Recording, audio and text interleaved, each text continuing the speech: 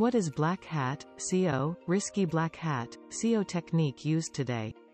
Black hat SEO is the practice of going against search engine guidelines to manipulate search engine results page for higher rankings.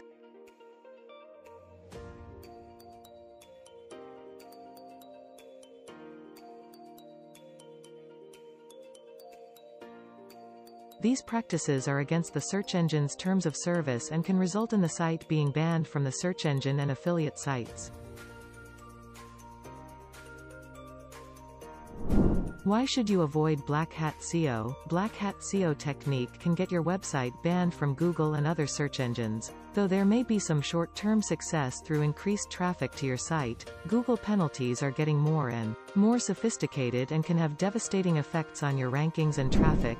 Risky black hat SEO technique used today: doorway pages, hidden text or links, keyword stuffing, cloaking, article spinning, link farms, link wheels or link networks, duplicate content, sneaky redirects. Pages with malicious behavior, such as phishing, viruses, trojans, and other malware.